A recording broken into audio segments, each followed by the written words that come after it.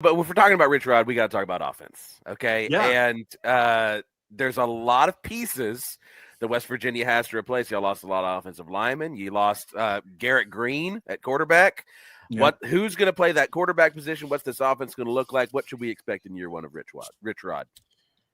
I mean, the quarterback position is truly a 50-50 toss-up at this point between Jalen Henderson, the transfer from A&M, and Nico Markiel. Most of the quote-unquote experts are picking Nico to be the starter. I'm not ready to do that yet, man. Do not count Jalen Henderson out. The cat can flat out run it. He's a better thrower than I think people get. Look, Jimbo Fisher spotted this kid, the young man, as a talented quarterback for some reason. Jimbo Fisher's same guy that spotted Jameis Winston, okay? He won a national title with Jameis Winston. Did he not? He saw something in Jalen Henderson, so he must be pretty darn good. Rich Rod, another guy who's been pretty good at having good quarterbacks, spotted him. They also see a lot of Nico Markiel.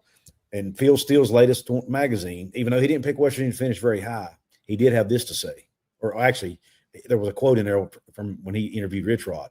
Rich Rod said this might be the deepest quarterback room he's ever had, ever in his career. That says something to me. It's the only position he did not go out and get a guy in this past portal window, the spring portal window. Only position. They even got 2 running backs. And they had Jaheim White in that room, right? Because he was confident in not only who he has as his potential starters, but even in the depth in that room. So I feel really good about it. Whether it's Nico or Jalen Henderson, I trust Rich Rod to make the right decision there. I think either guy can run the offense, and I think either one can be successful from that spot. And as far as what was your other – was that – I don't even remember. You mentioned offensive line as well. Yeah, well, yeah. You're replacing receivers, offensive line. Yeah, I'm definitely concerned about the O-line. I'm very worried about the O-line. It's really the only position on the field on the team I'm worried about, to be honest. They lost everybody. Their top 8 guys gone, whether either portal or graduation. A lot of the guys they're replacing them with have very little experience.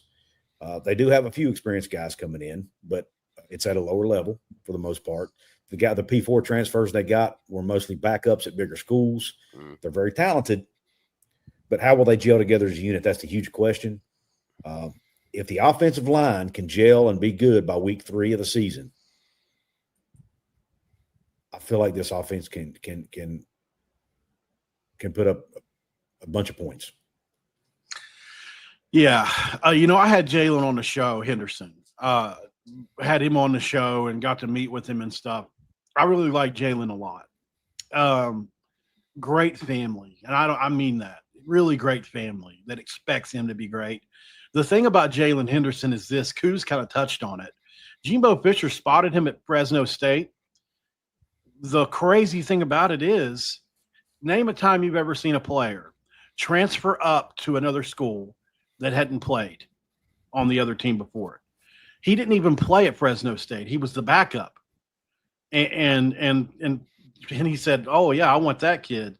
And then he came up to Texas A&M and was really good in the 7 games that he started until he had a humerus fracture.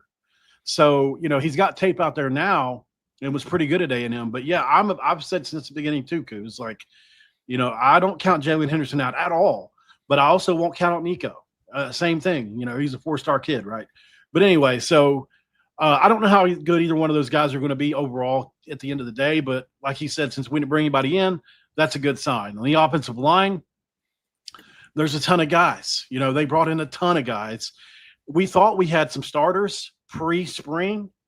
Post-spring, they brought in another 7 or 8 offensive linemen, which tells us they must not have been very good in the spring or something, right? I don't know.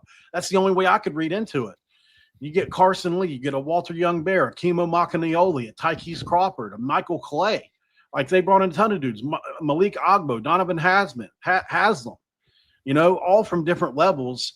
4 guys from the SEC, though, that were either backups or Ogbo was the 6th guy on a Texas team. So I feel pretty good about him. But, I mean, there's no gel yet. Like he said, we don't know what they're going to look like. I won't go through every position room because I tend to do that when I get to rambling. But there's a lot of unknowns on this offense. I go back to last year at Jack State again. they put 60 new players on that team. Their running back was a Division II running back out of Limestone College named Trey Stewart, who finished third in the country in the rushing. They had some offensive linemen returning. A couple of those guys went to P5 this year that West Virginia whipped on. They tried to get them. For whatever reason, they did not. Will Osteen and another guy went to Arizona, I think. So, they missed on a couple of guys I think they wanted, but I think they got a couple of guys as well. I'm really confident in the receiver room. I like what we brought in there. So I'm kind of with Coos in that I think they'll figure it out. I don't know how quick it's going to happen. We've got a 2-game stretch, to start the season versus Ohio and Robert Morris to do that, and then it's the backyard brawl. So by week 3, they've got to have some things figured out. They started 0-3 last year at Jack State, and then they won the conference. They won out. They basically won out except for one game. So, Rich Rod said he's changed some things up, learned from that scenario.